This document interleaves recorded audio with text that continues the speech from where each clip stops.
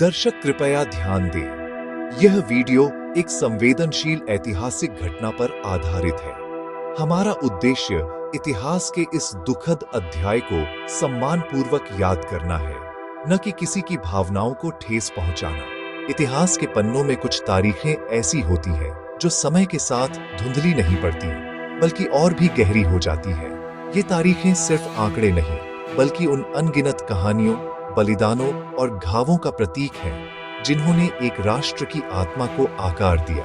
ऐसी ही एक तारीख है 13 अप्रैल 1919, एक ऐसा दिन जो भारतीय स्वतंत्रता संग्राम के इतिहास में एक काले अध्याय के रूप में दर्ज है।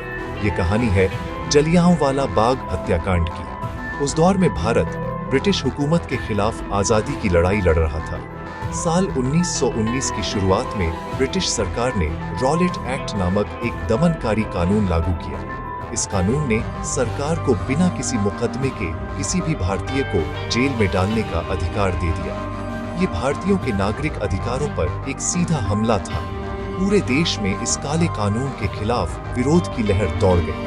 महात्मा गांधी के नेतृत्व में देशव्यापी हड़ताल और सत्याग्रह शुरू हो गए। पंजाब, विशेषकर अमृतसर, इस विरोध का एक प्रमुख केंद्र बनकर उभरा।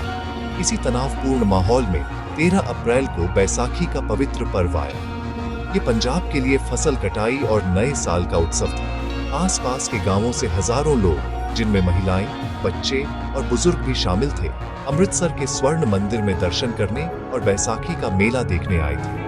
उनमें से कई लोग शहर में लगे मार्शल लॉ और सार्वजनिक सभाओं पर प्रतिबंध से अनजान थे। दोपहर के बाद हजारों की संख्या में लोग जलियांवाला बाग में इकट्ठा हुए। ये बाग चारों तरफ से ऊंची दीवारों से घिरा था और बाहर निकलने के लिए केवल एक संकरा रास्ता था।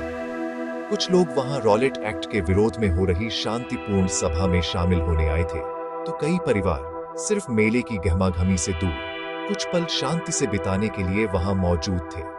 उन्हें इस बात का जरा भी अंदाजा नहीं था कि कुछ ही पलों में यह शांत बाग एक चीख पुकार और मातम के मैदान में बदलने वाला है। ये वो जगह थी जहां मासूमियत पर क्रूरता ने हमला किया और जहां से भारत की आजादी की लड़ाई ने एक नया निर्णायक मोड़ लिया। ये कहानी है उस दिन की जब मानवता शर्मसार हुई। ये कहानी है जलियांवाला बाग हत्याकांड की।